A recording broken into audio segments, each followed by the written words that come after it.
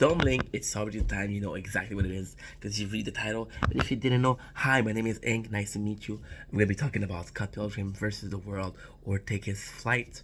Episode number 3. Episode number 2 was really good. So was number 3. And again, you can tell I don't have a tripod because the phone keeps on falling. I could delete that, but I won't. So let's start right away. We got Young Neil, which is a part of Scott entourage, if you will. You want to write a movie because he discovered that he's a cinephile. And that's kind of cool because in the first episode we had a party and he's being asked, "Are you a cinephile?" And he's like, "Oh, maybe I am." Right? You can't write shit because blank page, which is something we're all facing, right? There's a weird stuff. There's a weird person on his computer. You think it's a dream, right? And he said, "Are you a sleep demon?" And the way he looks, that demon is gonna be super fucking important. It goes to play a very big role. Um, the demon actually wrote the screenplay for him, right? Which is, again, it doesn't do much in the story for now. They can come play later on, and especially the way the dude that wrote the script is very important. The way he looks is very important. We got more air dye from Ramona, right? Which is possibly one each day. She dyed her hair for a second time, right? There's a super cool title. Again, the titles are super nice. There's a retro episode, right? Oh my fucking god. In this episode, the title is retro, and it's super girly. There's flower, and it's all about Ramona, and it's kind of cute because again, it's supposed to be Ramona. Let's make it more feminine. We know Scott is super into music, into song, but Ramona, she's super, and we don't really know what she's into, but she's girlish, right? So they change cycle because it's her perception. The title because it's her perception. Again, flawless. I love the show so much. We're going to see Julie for coffee. Julie being played by Audrey Plaza, which I love once again. We heard her first swear. In the movie, she swear tools, and that's something that Aubrey Plaza wants. Aubrey Plaza has a very specific typecast, which is basically a lot of people, they see her in that fashion, and she's embracing the character, which is amazing. Thinking Scott is being kidnapped. Ramona thinks Ramona, she thinks that Scott had been kidnapped, right? And she's really well played again, right? We recap the dream of Ramona on a space subway to see. She finds Scott, right? And then she bribes security, right? Um, Dude, it's just so cool. We it's just so cool because she brought security, and that's just how far she's willing. She's really looking for him. We see a band member that resemble what? We see a gun. Okay, yeah. So when we're reviewing, she goes to bribe the security guard, and she's reviewing the footage of the night that Scott disappeared, and beneath Scott, there's a glove, right? There's a glove, and the glove, it's the same as the one who write the screenplay. So again, the way you look is really important. That resemble the dude who wrote the script. Wallace is drunk, right? Wallace again with the sugar daddy joke, which is super cool. Wallace, he replaced him with a band member, and what is crazy funny here is that the band member that he's replaced with, it looks a lot like Scott. So maybe Wallace had a little weakness for Scott. Julie, she hopes that Scott died again. I don't want to be repeating myself, but the fact that it's Aubrey Plaza, it kind of makes it's funnier. And then she's talking about Ramona. She said that Ramona, she's really hit, and she said, "Oh, you really loved him. You were really in love with him, right?" And Ramona thought the great was date, right? She wants Julie to spill the beans since she know that she hates Scott. So if I was hating, and her reaction, or what should I call it, her mentality or way of thinking, it makes sense. She's just like, well, you hate Scott, so you probably have a lot of info on him, right? She'll know talk character we already know, and that's kind of cool because the character that we already know that's being talked about, it's like we know a lot about the story when we don't know a lot about the story. Talking about character we already visited, and a lot of them, right? It does show like, oh, I know the universe, which is something to keep the viewer excited. Universe super right to customer, right? Subway ride, which is similar to how I imagine Aubrey, uh, right? Audrey Plaza again. Julie Love and the we think it's Naya that did it, right? She says, "Oh yeah, yeah." She tells Ramona who the person that's been knowing her the most, and we think it's Knives, right?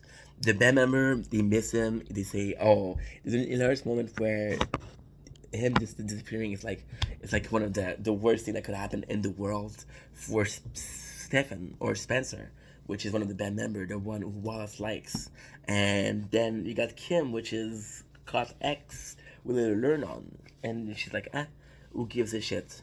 Um, Mrs. Caught, Frog the Bang. What? Try. Wait a second. I don't know what I wrote. Knife try bass, right? Because she's Mrs. Scott. The chick.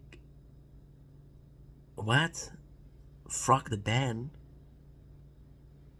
I don't know what that is. Ah! Oh my god, I'm so stupid. I wrote frog, but it's from. The miss. We talked about the chick from the band. She's hilarious, right? She's full of anger, and she's like, "Fuck Scott. Who cares if he was good? We're gonna find somebody else, and maybe we suck. Maybe finding somebody else is better for us." The chick from the band. I wrote the chick from the band because we don't know her name.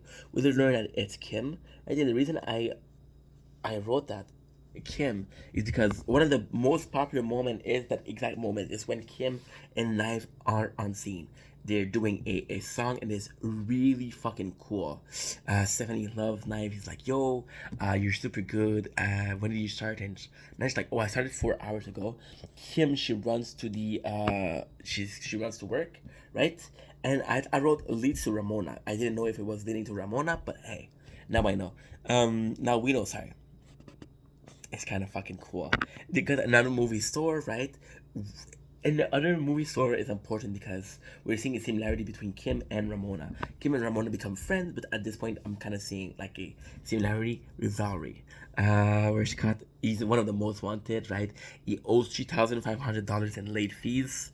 We got Space Subway to go faster. There's a really cool flashback with Kim and Scott, right? Because we learned that Kim and Scott used to date. And it's really cute because again, we're seeing a younger Scott who it was dumb, it was funny, he was kind of like this goofy guy, and that's how he charmed Kim and he charmed Ramona, right? Together, Kim kidnapped Scott.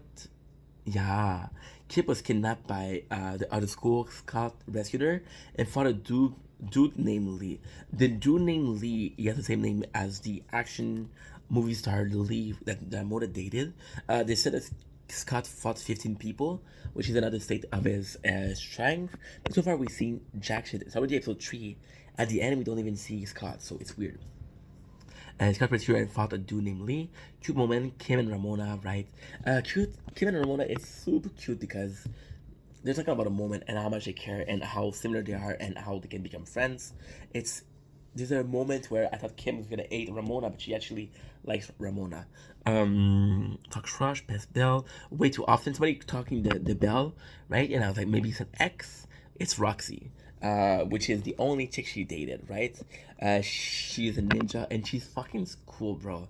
She's so cool the way she talks. She's like boyish. She's like rudish. She talks a bunch of nonsense. She has catchphrase. She has catchphrases, which is super cool. She says, "I'm gonna rock you like a hurricane," which, again, is super simple, but you know she's a ninja. She can fight, which is super cute. Talk how she still loves Ramona, and she's like, "I'm not over Ramona." And it's kind of cool because it wouldn't make sense, but now that you know Matthew took out the guy from the past, you know, she knows for a fact that Ramona, she's single, so it's her chance, and she knows feeling, she has feeling for her. Ramona, oh yeah, yeah, yeah. She's like, yo, I'm not like the other ex, I understand feelings. And Ramona's like, no, no, no, you don't understand feeling. I've always had a problem with you in feelings, right? And it's all about the exes who Ramona broke up with. And it's kind of sucks because they're like, yo, you belong with me, but Ramona, she has her own opinion. It's like, maybe I belong with Scott. Oh my god. Ramona is the opposite. She wants to fight Ramona. We learned that Ramona, she's somewhat strong, right? we have a change of scene to an old movie, and it's so nice because they go from color photo black and white, and it's something only Scott can do. And it's, again, it's the same graphic. It's super cringe, it's super catchy, but we love it. It's endearing. Once again, that she's somewhat strong, change the scene or movie, that she can pose a movie. We learned that Kim, she's on her back, right? She's like, oh, Ramona's my friend now. If I can pose the scene, if I can pause the scene, it'll work, right? And it's weird because they're in a movie. Nobody wonder how. I remember when I talked about the space subway. Nobody wonders how, right? And actually, Ramona being able to use space subway to go faster is something that's killing the business for Kim, because she's working at the movie store. But even the fact that she's killing the business, she's like, still, we're friends. So much strong, she's seen, nice. Ramona don't want to fight Roxy. Yeah, Roxy fights Ramona, but she misses her. Roxy misses Ramona. She left, and it's funny because she left the same way she left Patel. So she's always leaving the people, and that's how she breaks up, which is a closure. And the fact that she doesn't give closure uh, is the reason why those exes still think that they have a chance. Yeah. I'm gonna say apologize. She felt like yeah, she apologized. She left, and Roxy, you can see her crying. It's a super touching scene because you can see Roxy's crying. You can see Ramona's crying. So Roxy, she got hurt by Ramona, and Ramona heard that she hurt Roxy. She didn't want to hurt Roxy. Ramona, she cried, and she apologized. Roxy accepted apologies, right? There's a super cute scene where now they've been going through phases. At first, it's an old movie, then they switch to another movie. They're in an airplane. The airplane is an accident. Ramona, she saved Roxy, right? I want to tell Roxy that she tells Roxy you won, right? But now now that she apologized, she accepted. Roxy can move on, and she's like, they were both wrong. Like, maybe I did something wrong, but she did something wrong, but it was perfect. They're chilling with snacks. Roxy's like, yo, you're down for a relationship. Ramona's like, nope. And at least she's like, I want to be your friend. Ramona said, I want to be your friend. Roxy's like, can we be friend with the benefits, right? And then Roxy, she's like, ugh. Ramona, she's like, no. Roxy, she asked Kim, hey, what about you? And Kim, she's like, nah, I'm not. And then she gives and she kisses Roxy, which is a super, like, it's almost hot moment. I understand it's an anime, but still. And it's kind of cute, bro. It's kind of like, whoo, perfect. She wants, okay. But then there's no spark. So Roxy leaves. She's singing a super funny song. She's singing like a old song, but the way she's singing and the way she's putting energy. Roxy, she's cute, right? Roxy isn't the culprit. We know that Roxy isn't the culprit because she was surprised that Scott was missing. We're back to Julie. She's a swear machine. She come back. There's Gideon on her front step. He's like, yo, before you knew me before the fame, you knew me before the money.